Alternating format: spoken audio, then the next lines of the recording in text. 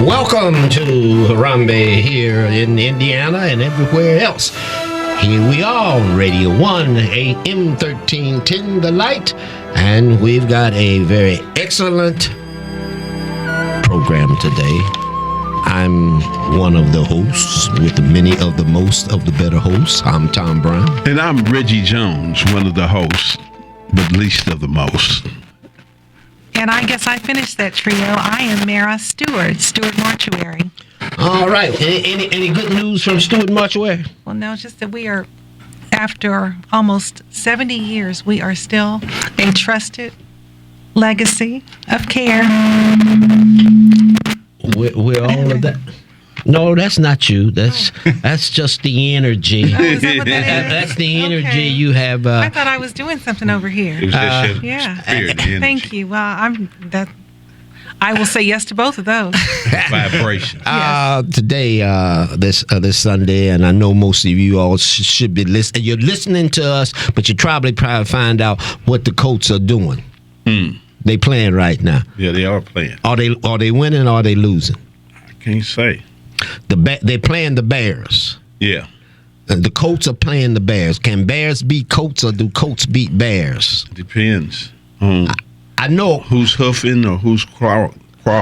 But can a Colt outrun a bear? They tell me a bear can run up to 90 miles an hour. Now, I don't know about that, Tom.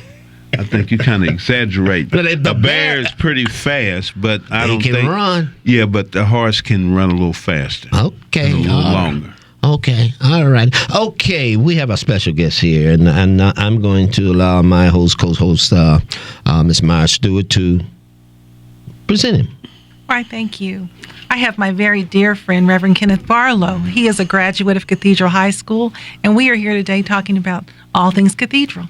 And it's good to be here, Mara. Thank you for the invitation, and I look forward to sharing this on this program, the great things that you've done at Cathedral High School and the great things that are going on there right now.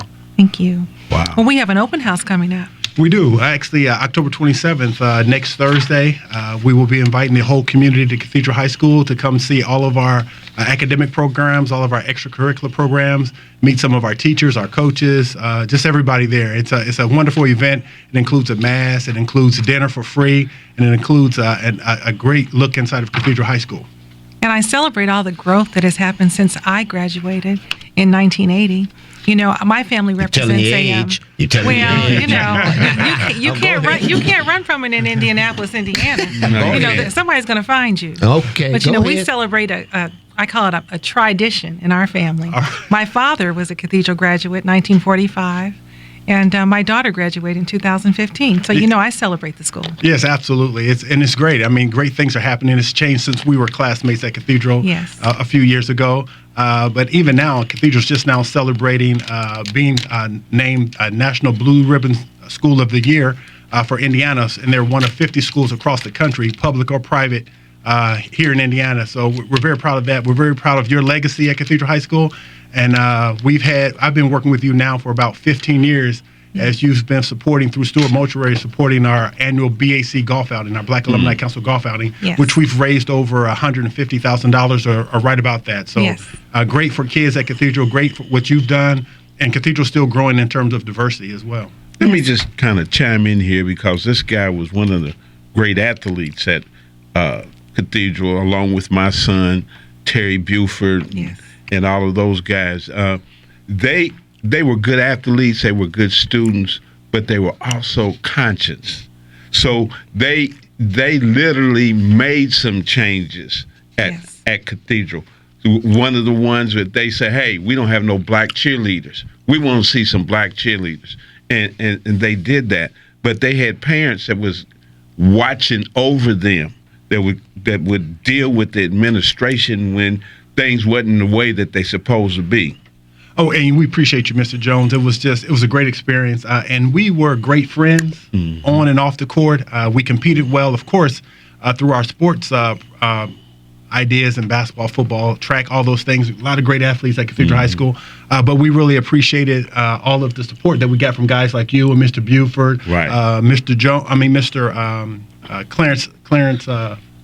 Clarence Caldwell, Clarence, I can't- Colleen. I can't think of Clarence the last Todd. name. Todd, that's Clarence it. Todd. Miss Pauline Yeah. and Clarence Todd. Right, and we, Cathedral was a lot smaller then. They It having was- senior moments here. If you're listening to them, they having senior moments. I'm looking at all these young folk, and they having senior moments. Tony by the way, Buford, you Indy can pick us Buford. up on Harambee 1310 on Facebook, and you can see me chew on this little piece of candy I had here.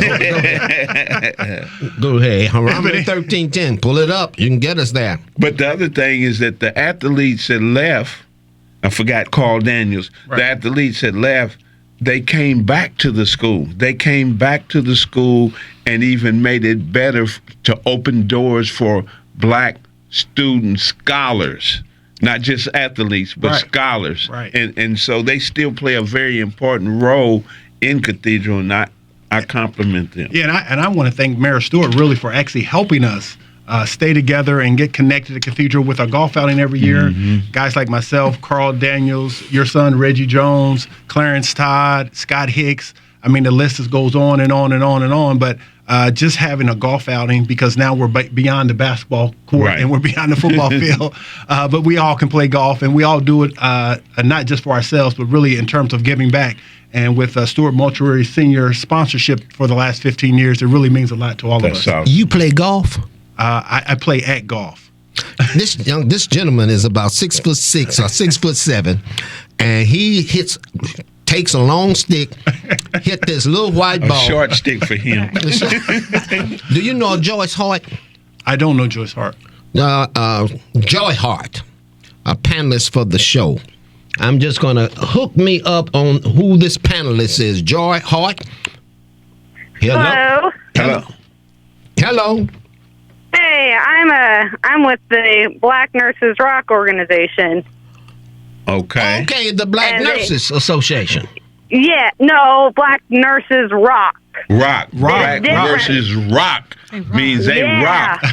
Yes, right. Rock. Is that right? I don't That's have right. They're different. Joy, I don't have a clue of what you're talking about, but go ahead and say whatever you. Well, I thought you. this. Go. I tell you what, this is the number I was told to call. If they're not there, then I'm just saying, hey, cool, Black Nurses Rock. You should look it up then.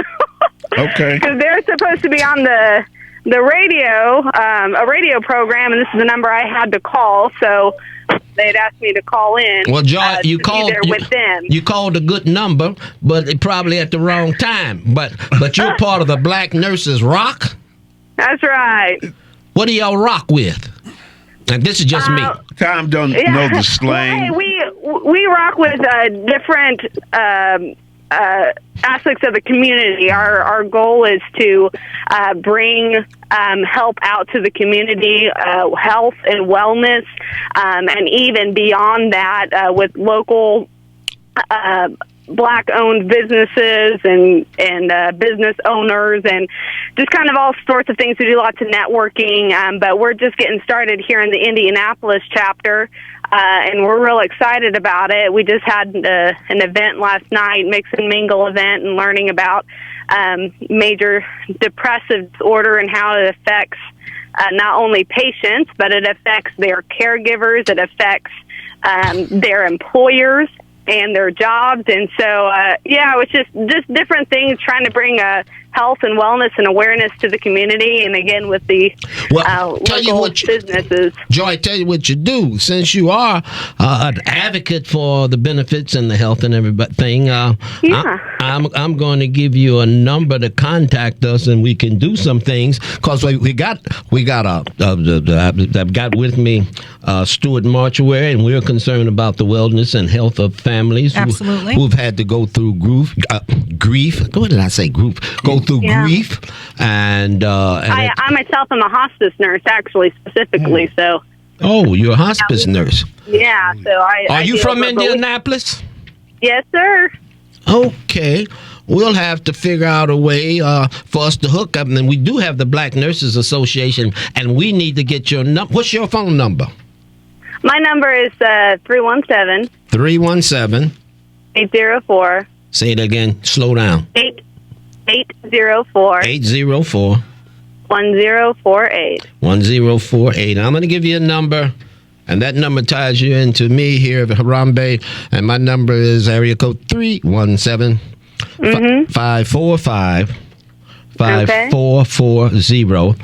And our Black Nurses Association number is. I'm asking my colleague, and he's sitting there looking at me like I'm crazy. What's the number? You can give him a call over at 317-965-4900.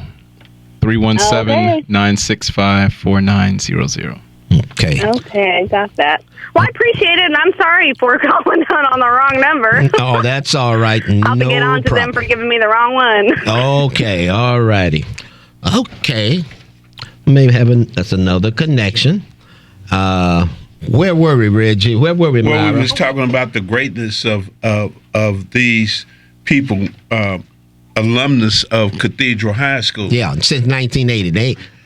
They got some miles behind. Yeah, well, they got 1980, but they still 1960 alumnus is a little more. But it's proud to know that we achieve wherever we go when you have an opportunity, when people or teachers are sensitive to the needs of us as students, recognize our culture, and then continue to build on the culture and make them an integral part of Cathedral.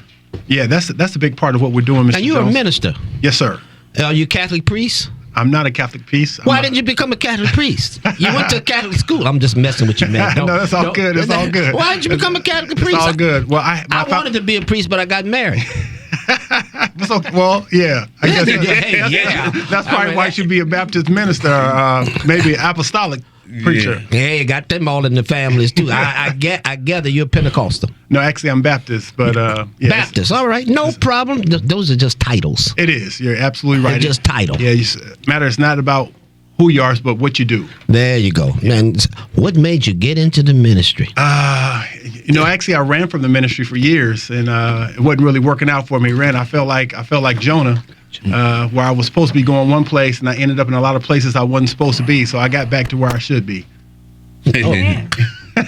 Are you from Indianapolis originally? Kind of, sort of. I moved to Indianapolis when I was 11. My dad was a career military man. Oh, you're military brat. Yes, sir. So he spent 20 years in the military. The Army recruiters came to recruit me after I graduated from Cathedral High School. I said I would enlist if they gave me credit for the 12 years I put in with my father. But they didn't go for that, did they? So you would enlist as an officer. Right. Go ahead. I'll let y'all go. But anyway, I think just to tag along what Mr. Jones was saying about Cathedral, and just over the years, we were like a small group. The minority group was small back in the days when we were there. Probably about 8 or 9%, but now Cathedral High School is about 30% students of color. That's African Americans, Hispanic, Asian, and all those people. So we've grown, the school has grown, and we're still working harder to be inclusive and diverse and be equitable to everybody that's there. So we have some work to do, but I think we're on the right path of doing it. Could you answer a question for me, all of y'all sitting here? Why haven't we got more African American male and female going into the field of teaching? Teaching. Be teachers. Right, I understand you. Actually, I was just at a workshop last week as a brother by the name of Warren Reed. He owns a company called Nemnet. And I think there are more than we know, but it's a matter of being connected correctly to the right avenues to make sure that you're able to reach them. So some of the traditional ways of going to some of the predominantly white institutions probably isn't the way to recruit more African-American teachers of color. Anybody else want to respond? I love to respond. Dr. Brown, we've spoken in the past a few times. When I initially graduated high school back in 2000 and enrolled in school for the first time, my major was elementary education, all the way from that first semester of Vincennes to when I transferred to Kentucky State, HBCU. That school down there was actually founded as a teacher's college, right. As you already know, and so forth. But, as time wore on, like a lot of people, I started a family and there were things that I wanted, and they're just, honestly, long story short, for me, it was the financial compensation. Teachers do a lot. They do almost just as much outside of the classroom as it pertains to setting up the curriculums and making sure these rubrics are on point to make sure these kids are actually getting children. it. Right. Children. But is education? You won't give me again, Reggie. Is education about making money? No, it's not. Education is about serving. For the folk that are out there that are doing it, that are doing it regardless of what they're not seeing on their return financially. No, it's not about the money, but for the ones that choose to stick with it and hang in there, even with all the obstacles that they face that, sometimes cause it to make it a little bit harder for them to do their job, you can certainly save it for the folk that choose to hang around in there. There's definitely a passion. You have to have a passion if you want to do it, but what has happened to the passion of our people? Because that's what we used to have 40 years ago. What happened to that passion? What happened to the fact that it was not about the money, but it was about serving, giving? Because a teacher is a servant leader. Exactly. Yeah, I agree with that. I think there's some truth to the financial piece, but I don't think that's the bigger piece. I think, especially if you talk about a school like Cathedral, I think a big part of it is really mentorship, because you're probably going to go into an environment that's completely different from what you're used to, particularly as a Catholic school, private institution. For an African-American educator to come in, they're going to need to be embraced and cultivated through the process, so they want to stay, because our environment is a great one. We graduate 100% of our students. We send 100% of them to college. So what educator wouldn't want to be engaged at a successful school like that? Let me push it. I'm going to push it to another dimension, because in the Catholic tradition, which I have a lot of connection and rootage, I won't share that, but in Cathedral, many of the educators, my brothers and my sisters, be whatever their skin complexion, were committed to education. They were not on an intensive salary. Right. They were nuns. Right. Brothers. Yeah. And they would hit you with that stick. The rulers. And the They ruler. weren't doing that when we came along. Okay. But at the same, the nuns. One thing, the nuns was bringing to you all a sense of faith. Right. Yes. And they were teaching you a sense of discipline. Exactly. Plus, they were teaching you a sense of ethics. Mm-hmm. Yes. Plus, they were teaching you a sense of respect, of being a person. Right. But they place your personhood with a focus on a divine character. Exactly. Divine providence, no doubt. Divine providence. Now, here you all are, but the public school system, which runs by money, and we foster to have money, did money educate you, or did commitment and care and love educate you? Yeah, I think you're absolutely right. I think it's the commitment, the care, the relationships that you build. It's not just coming to school and going home. It's about a teacher. Well, we didn't have as many nuns or brothers when we were at Cathedral, but the teachers took an interest in you. And an environment for most Catholic schools are a little bit smaller than the public schools, not to be too critical for them, but the teachers care.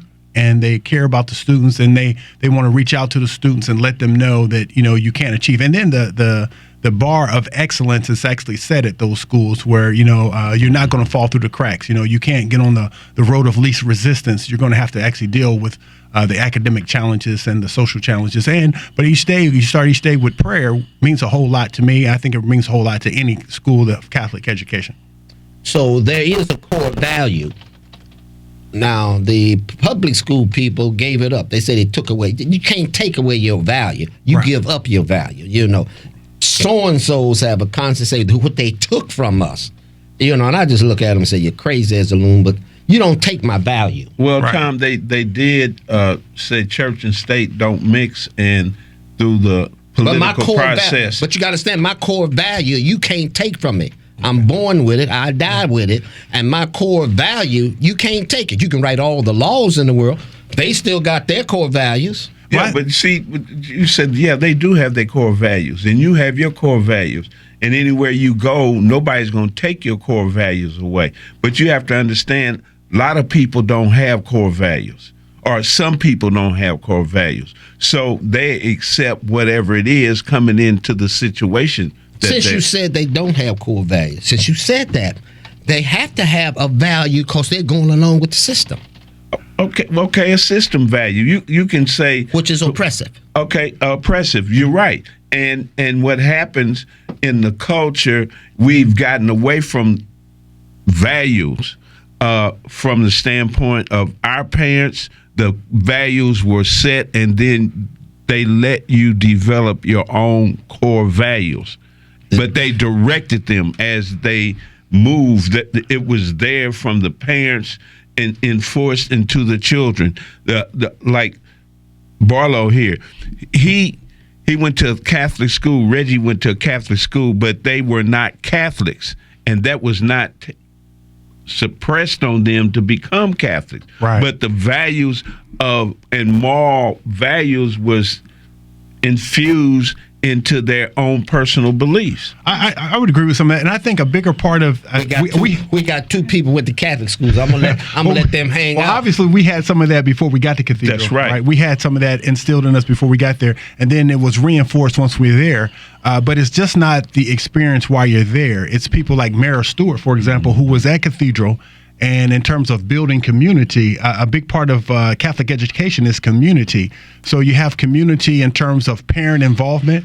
You have community in terms of alumni involvement, of giving back, supporting. So it's not like it's not a 4-year commitment, for example, at Cathedral High School. It's pretty much a 40-year commitment or a life commitment. And it's not just a student. It's your parents, right? It's your alumni. It's all your constituent base that really make it work. So it's not just I'm going to school at a private Catholic school. I'm going to school at a community that's about lifelong connections. And as we mentioned that, I just have to mention my father's. As he came to Cathedral, he was perhaps one of the first non-Catholic blacks to attend the school. Now, with that in mind, he left Crispus Attucks, and he was taken by Father Strange. He opened up those doors for him. That's my buddy. I know that's your Strange. buddy. We love Father Strange. Father Strange. That's right. Father Strange he did, him and Dad and all of them. See, because I would ask you a question. What is Catholic? Well, see, I have to go back to where Kenny was, even though we were not Catholic, and it wasn't enforced upon us. Right. Because I came, I was AME. Okay. When I came and even though Tell we did take what AME means. African Methodist Episcopal. That's right. Our family belonged to Bethel. Our history goes back to 1893, the oldest black church in one of the oldest in the state, isn't it? Yeah. Yeah, that's right. Okay. Catholic was birthed out of Africa. That's right. So, All right. So I brought that to Cathedral, and I have to say that history, that how Right. we come back and we give back Right. at the school. It just so happened that when my father came to Cathedral, one of his classmates was Bob Welch. Right. So with that, they formed a friendship that carried them throughout life. Right, and your father was very instrumental in Cathedral High School, because I brag about him now as being the first black that was on the board of directors at Cathedral High School. And since then, Mary, you served as a board member at Cathedral High School. I've served when I first came back from playing professional basketball in Europe. We have Judge How did you like Europe? I actually loved Europe. It was great. Sure you did. I won't push the issue. I'm going to ask you, how did you come back here? But I'll leave you alone. That's a bigger yes. I'll leave that alone. But people like Judge Tanya Walton Pratt, class of 77, as a board member at Cathedral High School. But and Mark Batiste. Mark Batiste, obviously class of 1962. Y'all calling them all a bunch of Batiste and the judge. What was it about Cathedral that made you all be a positive force without no bunch of negative talk? What made y'all be that way? Made us be positive? Yeah. I think it was just really first, you mentioned it before, the divine providence this kind of just goes through Cathedral High School. I mean, you have it from the first bell when you start with prayer. You're obligated to take theology classes for 4 years, and and then you have a commitment to academic excellence. But it's not just academic excellence; it's excellence across the board. Everybody wants to be great in football. They want to be great in volleyball. They want to be great in robotics. They want to be great in mathematics. So I think you have that competitiveness as well that kind of oozes through the walls of Cathedral High School. And then you have one of the core values actually at Cathedral High School is diversity and inclusion. So that being said, you want kids we have super rich kids, we have super poor kids, we have everybody in between. And you keep using that word kids. Children. If they're children, they're not goats. Yeah. Children. And we mentioned service. I bet you your nuns never called y'all kids. No, they didn't. No, they didn't. Thank you for the correction. They didn't. Ooh. There's more to come. Right.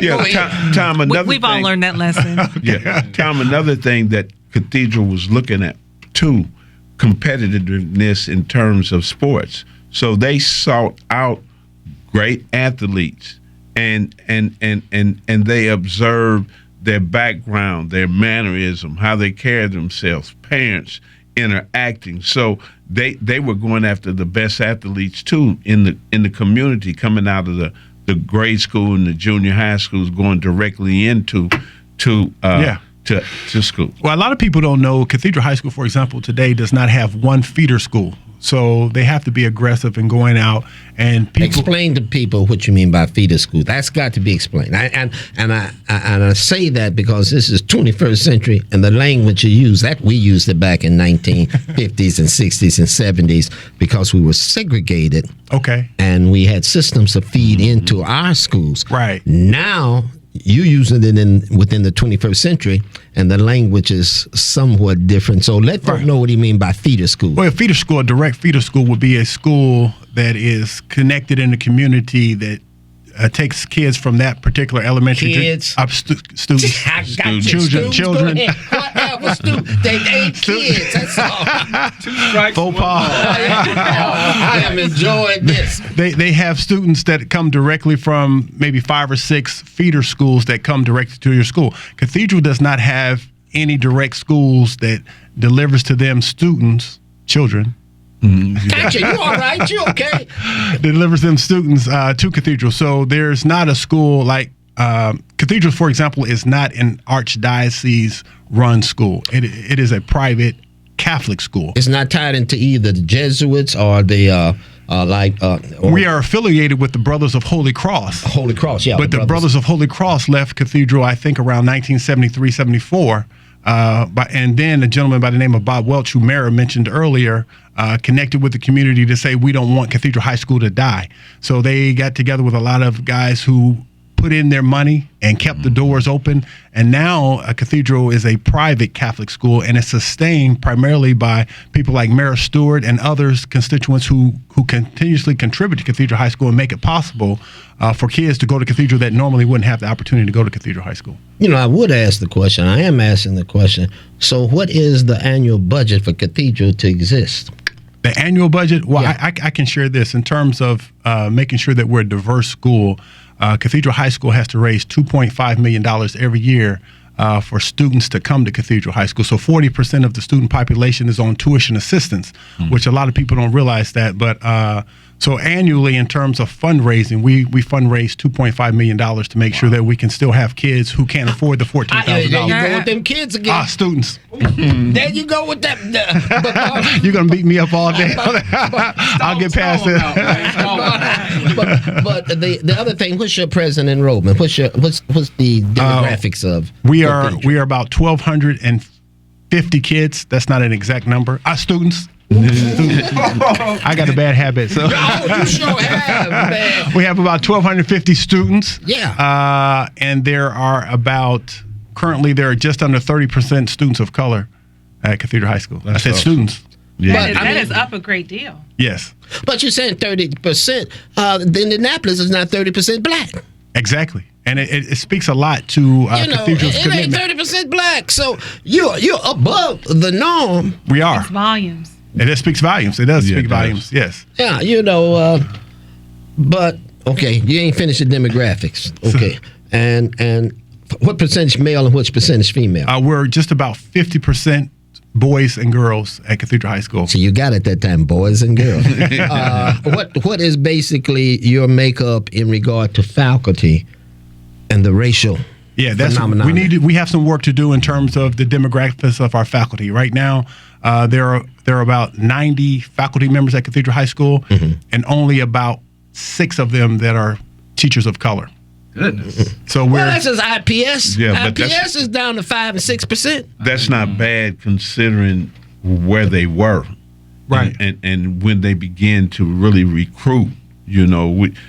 Some have been there, and then some leave for other reasons too. Right. And you can beat them up a lot in terms of saying, okay, there's 90 faculty members, and then only 6 or 7 faculty members of color. But just like Mr. Jones says, when we were there in the 80s, I think we had maybe 1. There was Right. one. Right. That was Linda Evans. Right. And she was an administrator. She That's actually right. was not in A the classroom. counselor. Right. So education, And not she's the necessarily. wife of Fred Evans, who was our he was the first president of our Black Alumni Council. That's right, class of 1961. That's right. So education is not necessarily driven by the educator, whether they be black or white. It's whether they speak truth. Truth is absolutely. I would agree with you 100% on that. Whether they speak truth and whether they teach truth. And when you're driven by a faith system, you're almost forced to do one or the other, either hide the truth or be truthful. Right. And being hiding the truth is what? That's when you're lying. Yes. When you hide the truth, everybody don't have to say nothing. They just hide and don't tell you. Right. And those who do not want to speak to black history are merely hiding the truth. Right. And our education system has a strong lying curriculum. Right. And I think across the board in terms of education, in terms of truth and history being articulated correctly and deeply enough to embrace and to be able to tell the stories of any more than the Canterbury Tales or more than Shakespeare. I mean, there's so much more out there that we need to know in terms of history, in terms of English. Did they teach you all anything about Augustine? St. Augustine? Yeah. Absolutely. St. Thomas Aquinas. And Augustine was a black man. He's the church father. Right. And folk don't recognize that the church father of, quote, Christendom is Augustine. And then you got your boy Tertullian. Then you got the Trinitarian concept of Tertullian. He black man. So right. Ignorance is something. When it's, so yeah, that's good info, but that's exactly what I'm talking about. I mean, that's the information across any school that you should be sharing, right? That's information that you just don't hear those every day in every school. And even in our school, we have some work to do in terms of curriculum, in terms of making sure that we're telling. That's part of life, isn't it? It is part of life. I mean, America is not what America was 20 years ago when you all were young and teeny bop. Now you all are middle-aged and trying to deal with children and grandchildren.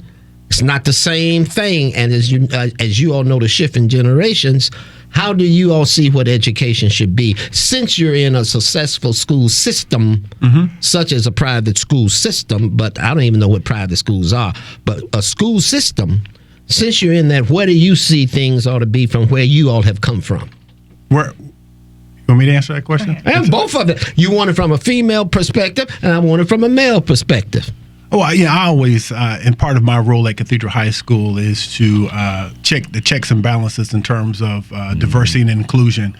So I'm always trying to push the envelope in terms of making it more inclusive, making sure that we have policies and things in place to make sure that we're dealing with faculty and staff of color, because you just mentioned already we have students at 30%, which is even higher than the demographics of Indianapolis.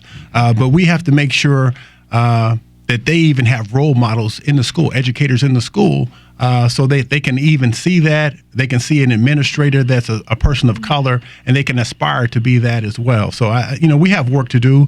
I think our country has work to do in that respect on that. Yeah. Definitely. Yeah.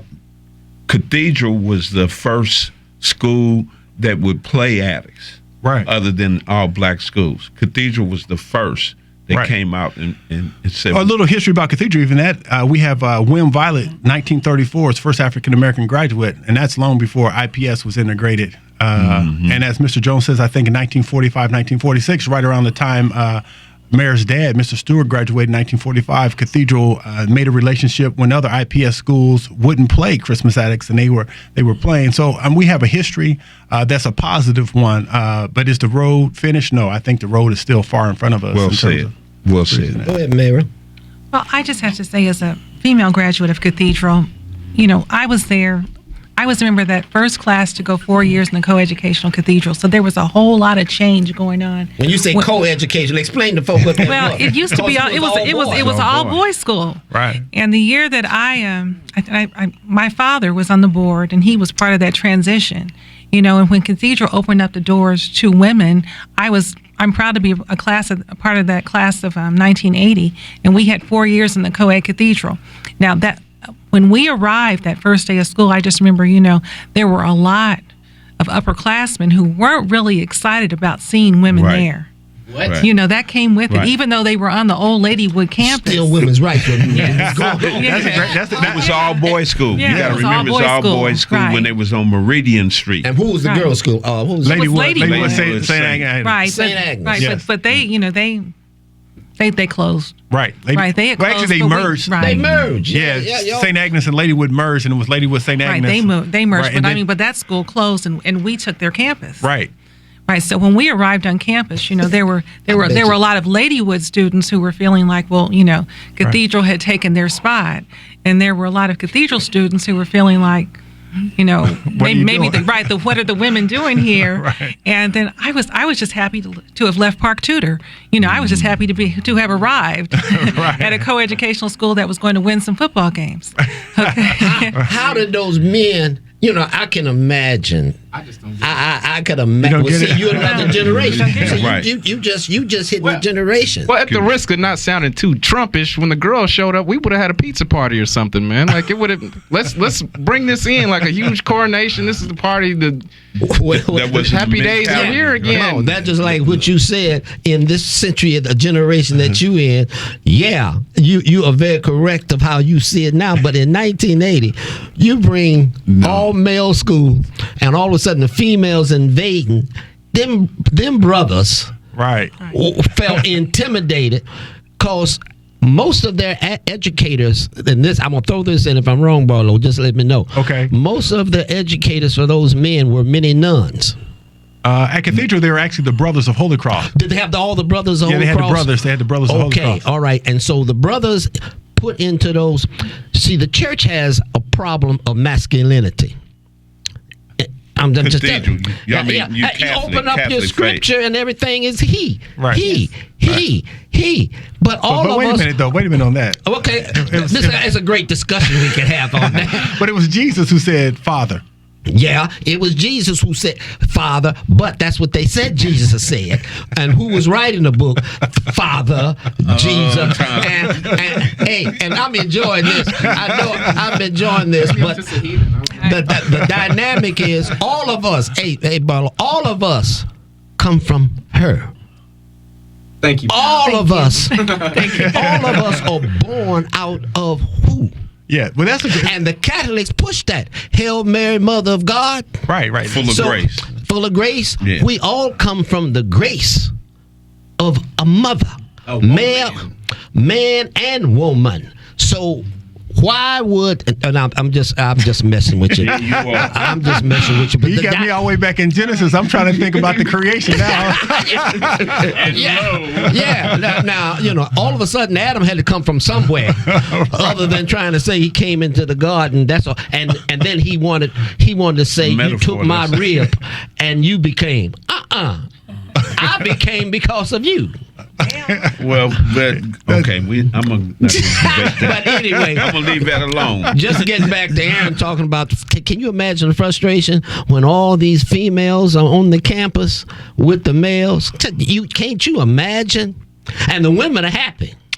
Well, no, we weren't quite happy yet. Go ahead. Oh, y'all were. No, we No, weren't I quite think happy she's yet. right. She's right about that. If you Yeah. talk to the ladies from the Ladywood St. Agnes school, they weren't absolutely happy because that location was their school. location. Oh, Yeah, right. okay, it was their thing. So you all have taken from their womb. Twisted that man. It did that, but it was you all's thing.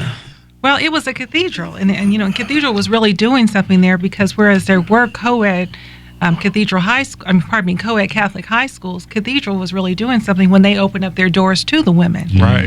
Right. Yeah. So you know, upon coming there, you know, those 4 years were there was a whole lot of transition in those 4 years. I think probably I was a junior before I really felt accepted. You know, because you were still hearing that Right. that little chatter. muffle, that under. This Not is- if you went to school with me. Oh, Aaron, where were you? I wasn't born. You wouldn't have to wait until junior year to feel accepted at all. What Thank year you. were you born, Aaron? 82. Cathedral had they were used to it in '82. By Right. We were 82, there. We were there. Right. We had Yeah. cheerleaders. Right. Yeah, but, we you know, had- but when I fast forward, though, when I returned, and it wasn't until my father passed away, and you approached me with Cathedral naming their annual golf outing. Their annual golf outing, and it's named after my father, and that's his living legacy. But it wasn't until I returned that I saw Ramona Powell. Right. And I saw all the growth that was going on at, at Cathedral. Right, and we're working I saw the spirit of inclusivity. Right. And I saw that females were winning those. We were winning in the sports and across the board as well. Yeah, well, actually, last year. And the competition started getting good, didn't it? Now I understand the frustration. Yes. Right. There you go. Thank you. Yeah, so we're very proud, for example, now to say last year Cathedral's volleyball team was the national champions in America. So wow, and I don't think any other male team has ever had the title of national champion. Mm. Plus, you could really help your fundraising, didn't it? Success is always good. It ain't about the money, but it is the money. That's how that goes. But again, Barlow, is there any appeal, Myra, that you all are making to our listening audience, or what are you trying? Is there an appeal you're making? Well, absolutely. You're having a jazz festival, or you having the lottery or something? We're having an open house next Father week. Strange taught me well. Yes, he did. October 27th. I would encourage everyone to even mark your calendars now. I think the date isn't confirmed, but I believe it's May 19th for the Charles E.Q. Stewart Cathedral Black Alumni Council golf outing, which Mayor Stewart is our signature. You play golf, Mayor? Yes, I do. Oh, Jesus, keep the books. I can't figure out But how you know to what? Since he said he plays at golf, I'm worse. I'm terrible. I can't even talk about golf. Now, Reggie was reared over at Douglas Park. He stayed in the water while everybody... I didn't play golf. I caddied. Okay. To make it clear. I caddied. And then out to Broadmoor, I caddied. And I made up my mind, I'm not going to be playing golf and hitting this little ball, go looking for it. Caddying was enough for me, carrying 2 bags on my shoulder. So, the golf course was there, Douglas Park Golf Course, where all the blacks did come. Mm-hmm. Joe Lewis was there. I caddied for Joe Lewis. It was a big thing. But, golf, Reggie, y'all played that, not me. Well, we play really, it's not a matter of how good we are out there on the golf course. It's really a matter of giving back to the students at Cathedral High School. But y'all play golf? We play at golf. He keeps saying to play at golf. It's just a reunion. It's something that I think our Cathedral Black alums, we get together. Right. Right. We that was like I saw Reggie. Mm-hmm. I hadn't seen your son in years. And that's how y'all get together. Yeah, right. we get together, right. I get to At see the all golf the people that I was up in the stands cheering for. I get to see them playing golf now. Right. Oh, okay. It's a social sport. It is. It's a social sport, right. And anybody can participate. Anybody can participate. I could figure a better one that let's Well, go you know to a what? jazz festival. Well, you know what? But we have people that just come and eat because we also have good food at our event. Because one of the things that my father liked was, food, fellowship, and fun.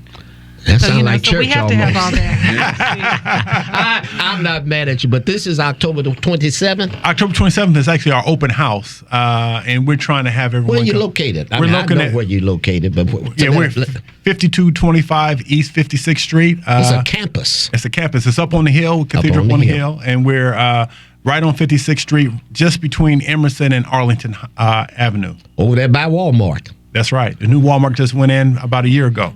How did y'all manipulate that? I think y'all had something to do with that. Actually, Cathedral would really like that land over there so we could build a football stadium. That would have been a lot better Is that for us. what you were shooting for? That would have been nice if we'd had a football stadium. We don't have a football stadium. We've never had one since they used the CYO field downtown. Right. That's crazy to me because I actually played just 1 year at Warren back in 1998, and back then Cathedral was still up there with Penn and Ben Davis as somewhat of a powerhouse. Right. How can it come to pass that that school's been around as long as it has? And, in terms of football, I don't know. I mean, just maybe you can break. It didn't have the football field. Yeah, right. The CYO field. I know schools like Cecina, they'll use University of Indianapolis or even play at Tech sometimes. Right, that's what Cathedral does. Exactly. Right. They do the same thing. We were at University of Butler for our homecoming. We'll play over at Lawrence Central for a game. We'll play down at Tech for a game, but we don't have our own home stadium. Right. So we have a practice field that's right on campus, and we have to share that with all the sports, soccer, football, freshman football, lacrosse, everything. Has there never at any point in time been a group of people just specifically lobbying for that kind of thing or pushing for it? Or? Well, I think there is some beyond lobbying for it. I think the location would be critical because if you have a stadium, you still have to be able to get kids to and from practice. Students. Students. Get our students to and from practice. He's gonna be a totally different person when he leaves. No, he's gonna turn around and change that KID to DIK or something. It'll just drive me crazy. But Bray Buff, they've been struggling too. Brebeuf actually has their own field, And they've been working on it for. right. They finally made it complete. Above Chittard. Does Chittard have their own? Chittard they did some fundraising a few years ago. They have a stadium right there on campus. But see, again, the land. Right. Trying to get land around there, and the campus is there, and the other land is basically. Yeah, it's a challenge because we're on a hill, and there's a lot of ravines around Cathedral, Right. and it's not really flat land where we can really build right there. You could do better with skiing or playing golf or something other. Snowboarding. Yeah, snowboarding. Yeah, but it's beautiful. It's a beautiful campus. It's a Let's beautiful also campus. say that I think they focused on other priorities. Rather than building the stadium. Well, absolutely. Right. They have the new. Go ahead. I'm sorry. We have a new student life building. We have the renovations to Loretta Hall, which is all of our English buildings. We renovated Cunningham Hall, which is now our fine arts building right on campus. So it's a small campus, but we do need more. 1,200 students? Yes, sir. That ain't small. What school in the IPS system, Reggie, do we have that's a high school that has 1,200 students?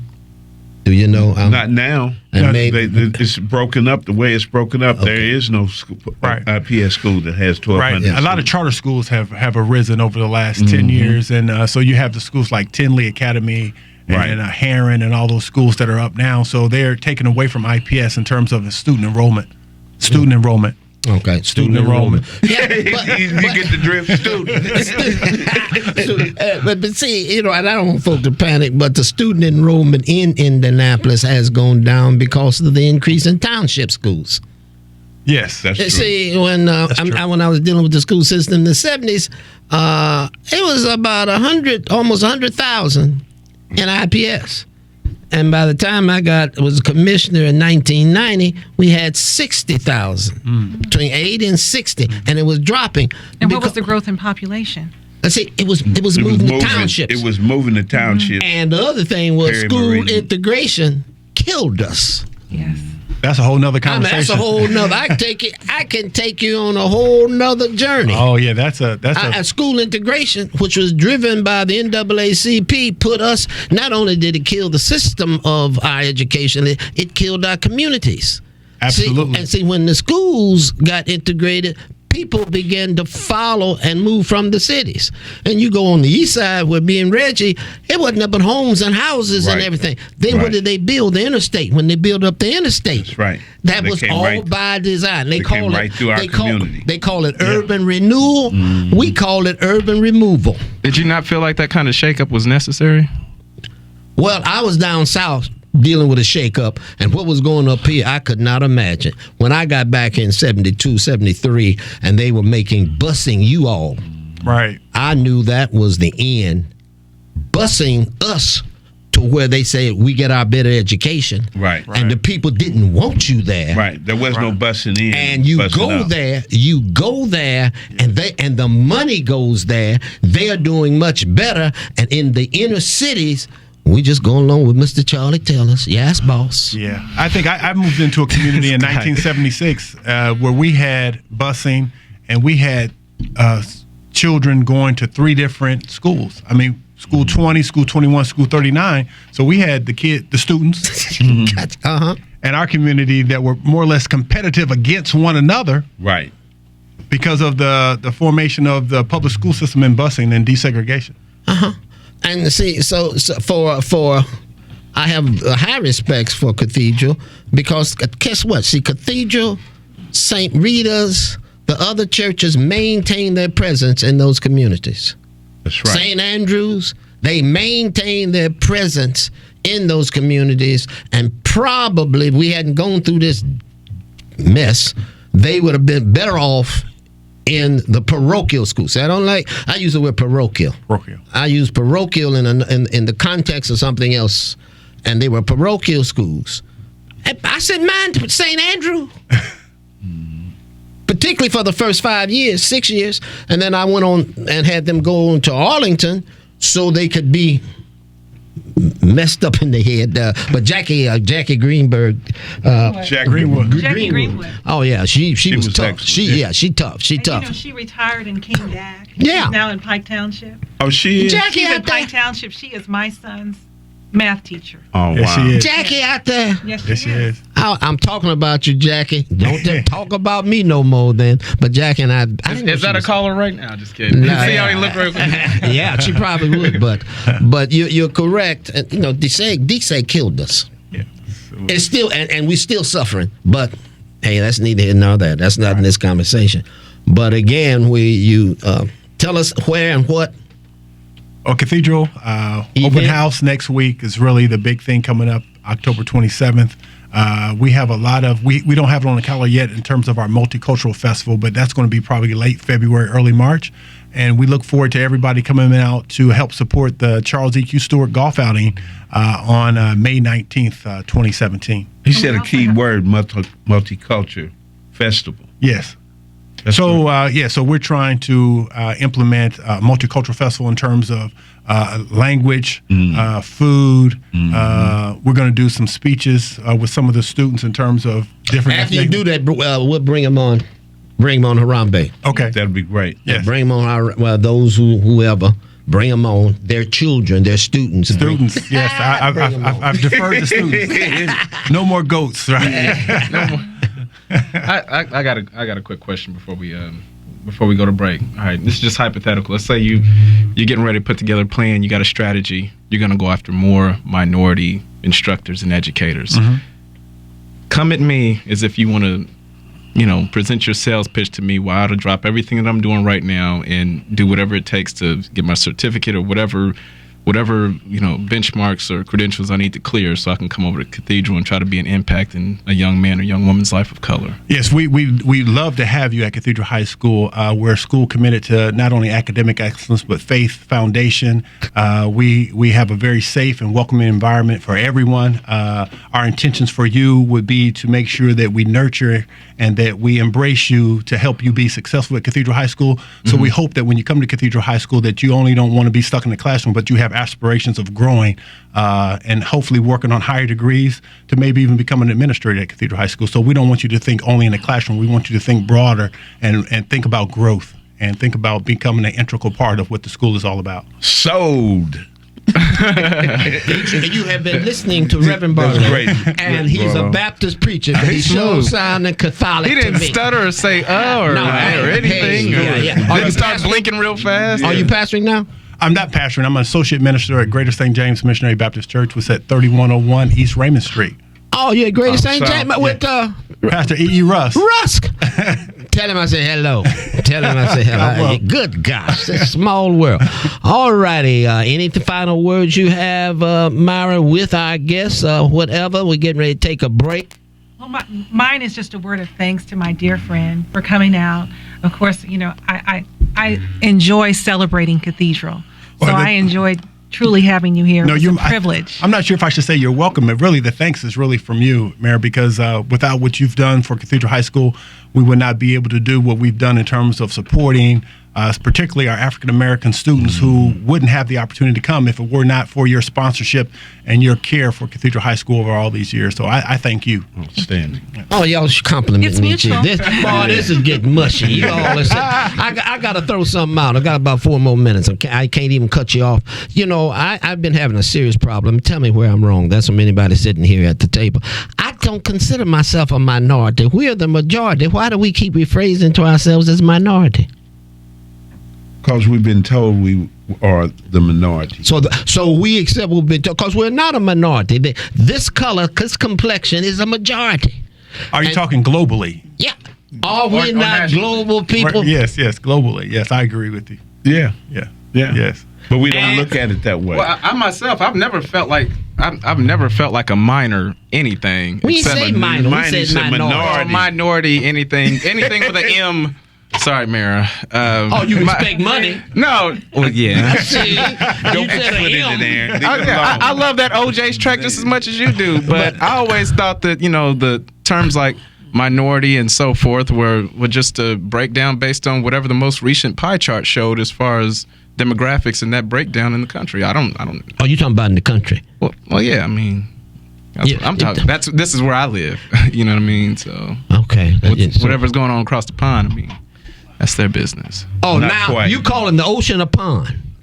Yeah. Leave it alone, Aaron. Leave it alone. He said kids 5 times today. I just think you that, sound wrong. I think I'm that wrong. young Aaron's Gotta go ahead. HBCU education is showing. Ouch. Oh yes, no, I Yeah, love there you it. go. No, because see, my daughter, you sound like my daughter. Oh. No, I mean generation it of- only as a compliment. All right, thank you. Because see, my daughter is there now. She's at Clark Atlanta, Okay. and when I see that, how whenever you try and position her, whenever you try and place her, she's very quick to stand up and tell you who she is. So for that, But HBC schools did that. they did And that. that was very important with HBC schools Yes. in terms of making you know who you are and what Absolutely. you stand for, and the total commitment in terms of the community. Yes. When the big universities began to go after us, and it was athletics that they went after, then they began to recruit those persons and then changing the form of the attitude of who we are and what we achieve and accomplish. And everybody in the house. And we said, could have another show when we talk about where athletics took you, Reverend Barlow. Oh, absolutely. I knew Cathedral was going to open more doors just for me academically. So I came to Cathedral, and I had my struggles early, but I think after my freshman year, I realized what it was going to take to be prepared to go to college. And fortunately, I was able to go to University of Notre Dame and become a graduate there. You finna at Notre Dame. They don't Yes, say he no. did. Hey, they don't say Notre Dame, dude. What do they say? Notre Dame. Notre Dame. But Yeah. Put a French accent on it, right? yeah, they lock it in. You had a guest professor, and I asked him, how can he's Dr. Pierce, Richard Pierce, who did the documentary on polite politics, Okay. the book. But he's there, and you come from to even get through Notre Dame. The academics, don't let nobody fool you. The academics is treacherous. They take you through a vengeance to learn. They do. But I was very well prepared, having had the foundation at Cathedral. Cathedral had laid it out for Yes, you. they did. And he said something was very important, and most of the athletes that came there, they were not totally prepared academically to the standard, but they had the capabilities, and they met those goals.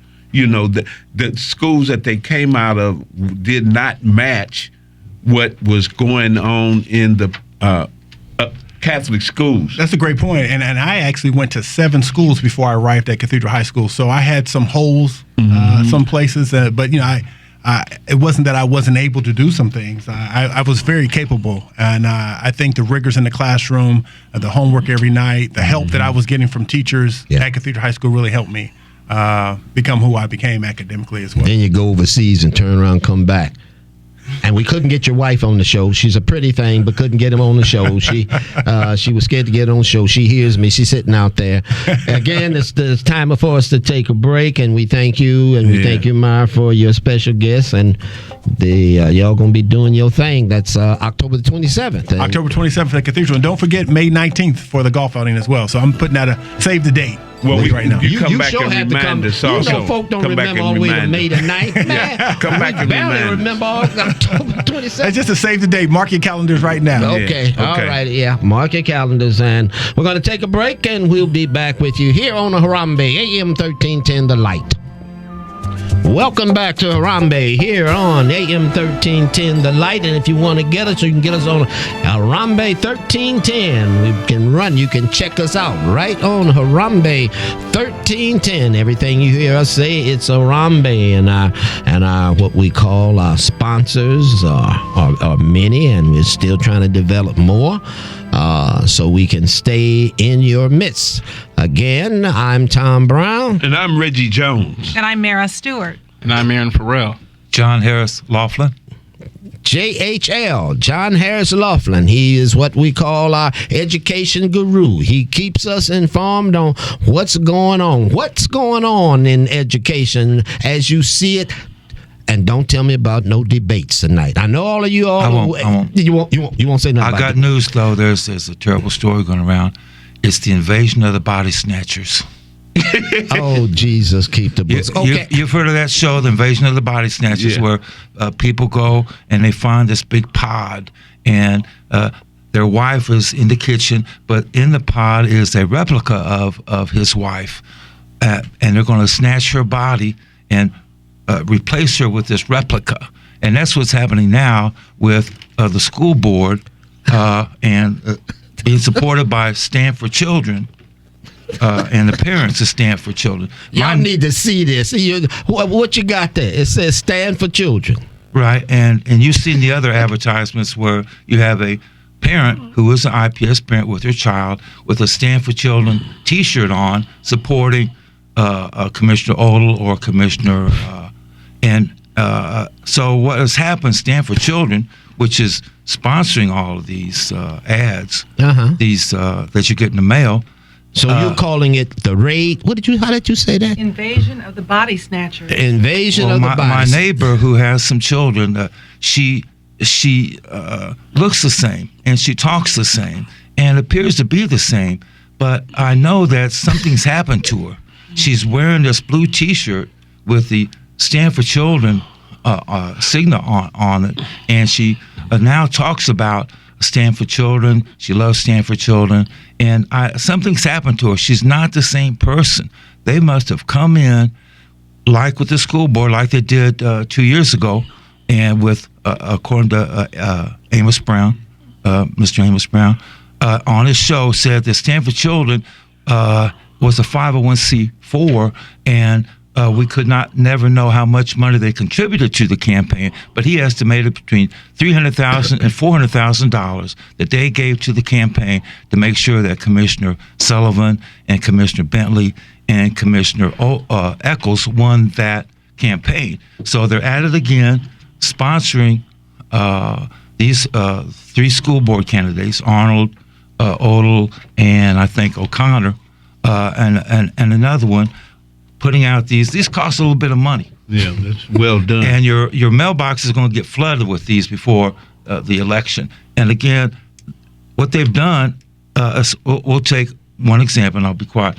You ain't got to be quiet. We got Dr. Ramon Batts is holding on the line. Well, I'm going to tell a story. It's about Commissioner Odle, who ran against Larry Vaughn a few years ago.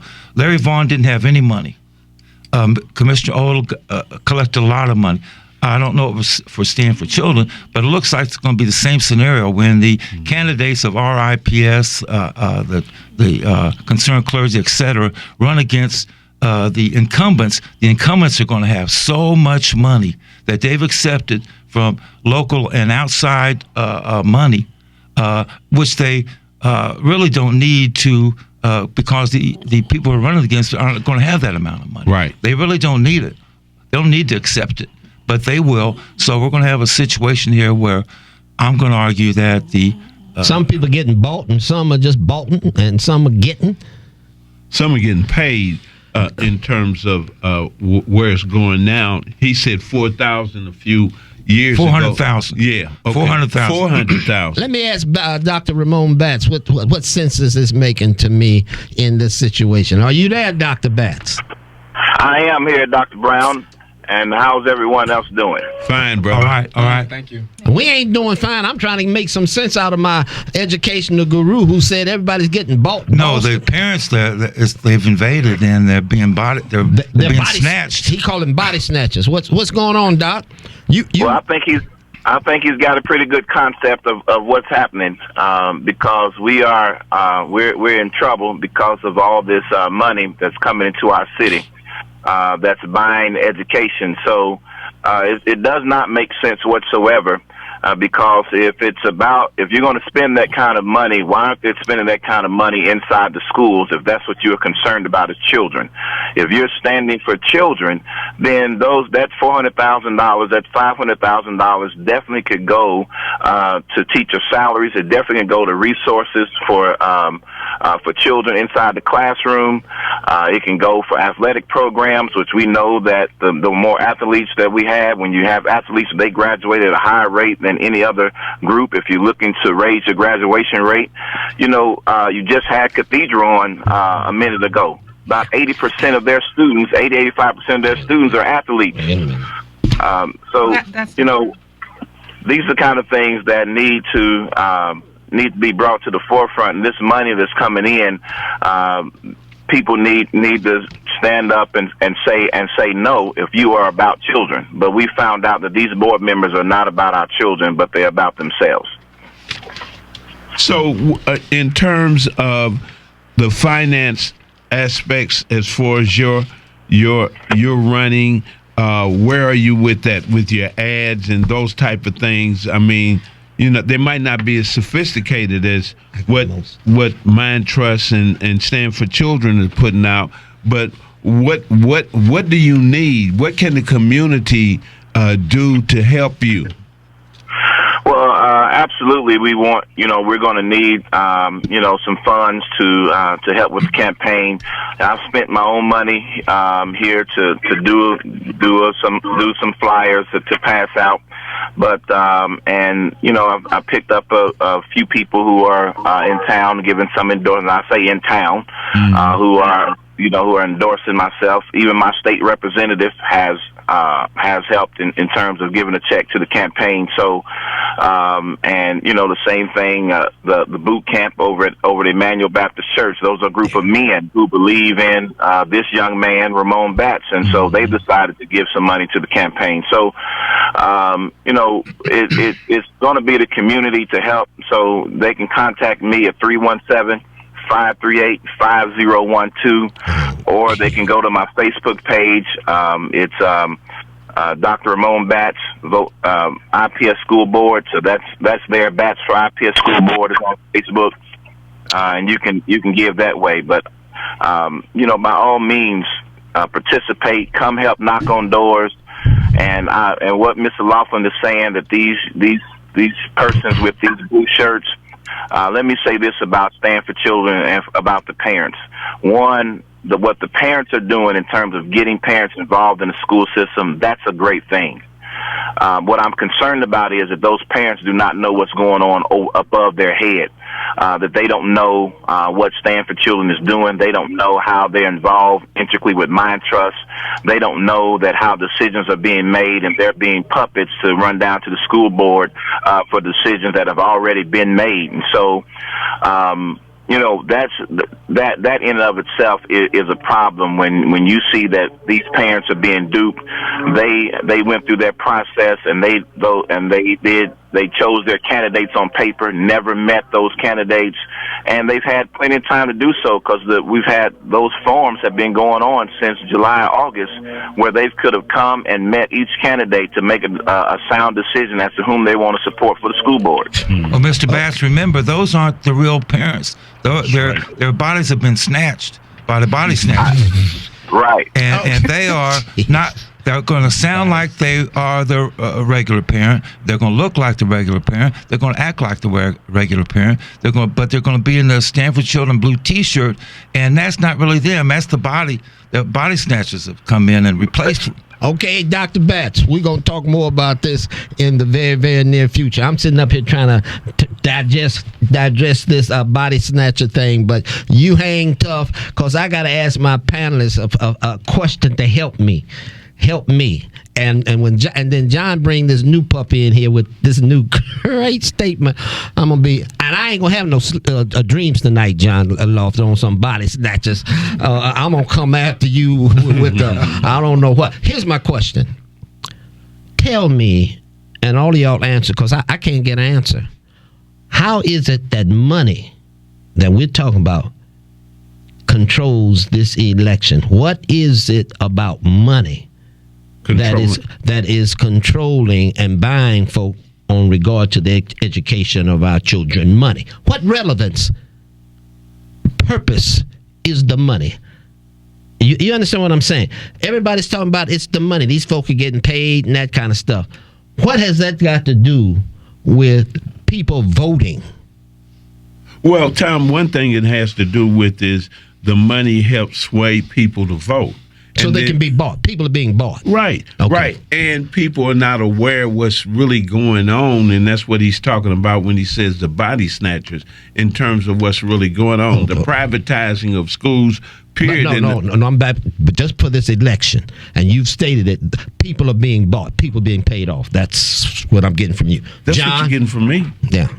Yeah. Because, see, I know how to tax when I know where the money's going. Yeah, but see, Tom, when you got people out there that has flyers and passing them out to parents who have no idea But who again, to vote for. But it's back they bought. Okay, So- the money is the selling thing. process. That's what you get. Yeah, the money. It's just like when back in the day, you remember the winos, you wanted to get them to vote. That's You right. buy You them give half a them pint of wine. and don't you? take You them. snatch your body nowadays. And now you got to snatch your body. You're going to have to explain that to me, John Lofton. He already has. Well, it sure ain't. Okay, it sounds like a ghost. Well, what do you say, Aaron, about the money? And Myra, what do you say about them? All of y'all know about money.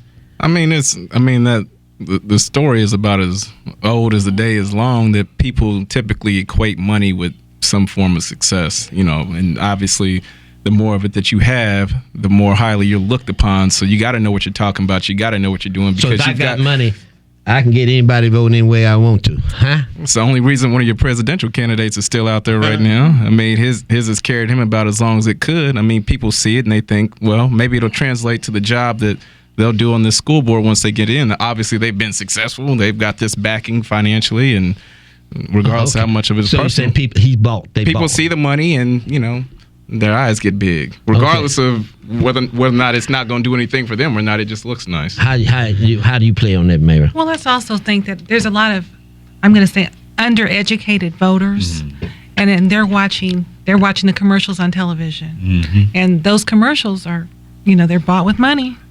The So, door knockers, all yeah. the paraphernalia that they have the money Absolutely. to put out there. Well, we got another call. I think he's also running for school board, Mr. Larry Vaughn. Great. Hello. Larry, Well, something happened. We'll get him back. Larry, yeah. call Anyway, back, Larry. back, and you said what you said about money. Reggie said what he said, and I'm still dealing with the body snatcher. Aaron is talking about. He's talking about everybody is bought. Okay, if people get bought by money, and then you referred to the presidential things, money is basically, all of y'all sitting here, money is nothing but some green paper. It's currency. A means of exchange. Give me some of that paper, man, because I needed to go and Me Now too. you got to burn to understand. keep You got myself to understand warm. where I'm leading to you. You saying it's a medium exchange. Means of exchange. It's right? means Sometimes of you get what you exchange, want, but it's sometimes just you paper. don't. That's What it. are the other various resources do we have as medium of exchanges to counteract what you all are sitting here talking Good about? question. That's a good question. Hell, I'm more of a resource than a piece of green money. That's a medium exchange. What about our other resourcefulness? We got somebody. Have we got him on the line? Okay, Larry, I guess that's you. You're on the line. You got a comment? Yeah, there's all kind of currency. I understand currency. There's currency. You have currency. You got a voice. That's currency. People don't understand that I think over and above all the advertising and so forth that's going out, that people need to know the problem is segregation. It's de jure segregation. That means state-compelled segregation. It's unconstitutional. It's repugnant to several acts. The Equal Opportunity Education Act of 1974, Title I, Title II. But like you said, some people are living out of their belly. As long as they got a plate full of food and somewhere to lay down and grunt, they just fine. So if they do that and they want segregation and they want to use their victims on their handouts and on their little commercials and send them from door to door, of course, that's what they'll do, the same way they done during the Civil Rights era. But if people want to advocate for segregation, it'll be interesting to see what happens. All right. Larry, let me just ask one more question. Larry, in terms of people supporting your campaign, how do they get in touch with you for donations? they can just go to ourips.org, see my memorandum I file over there, and see what the real problem is. And I'm not going to beg for money, right? I'm not going to do it.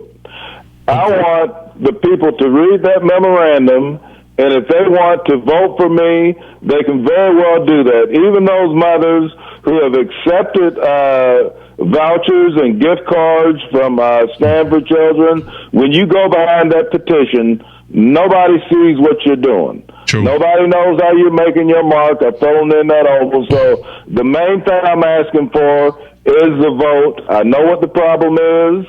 I know how to solve it, even if I'm the only member that gets on the board that thinks the way I do. So just go ahead and vote for me, and you'll see what happens. All right, Larry, thank you. All right. We got about 7 minutes. Again, we look at this money issue. Have I got about 7 minutes, Ethan? Okay, we got about 7 minutes. John, who is this woman? What did he call the body snatcher?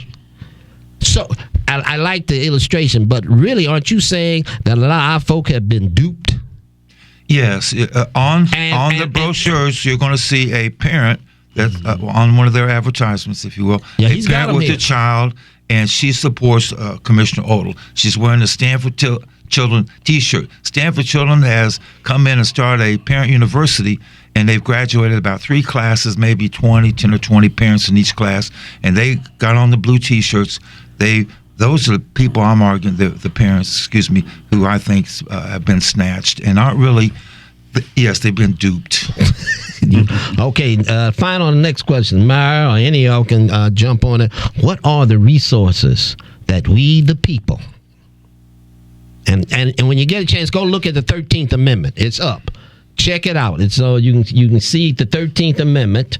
It's an excellent documentary, and you can pick it up. You can pick it up on Netflix or whatever these phenomenons are.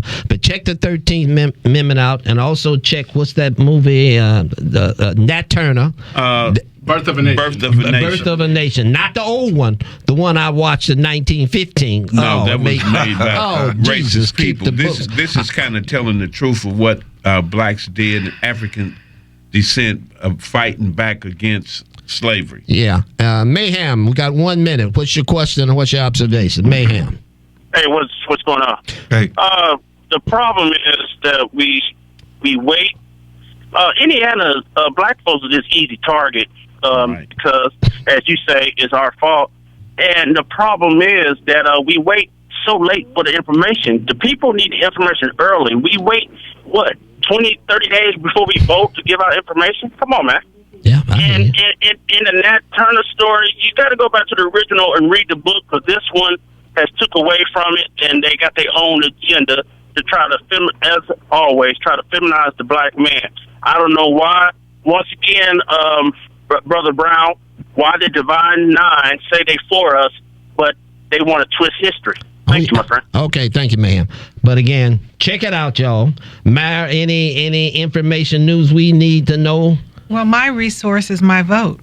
And Tuesday is the deadline to register, and Wednesday, early voting starts. Yeah. Mm-hmm. So the recommendation from me is, come on, you guys, get up, get out, get registered, get and vote. Look at who you voting for and make the wise decision for your child.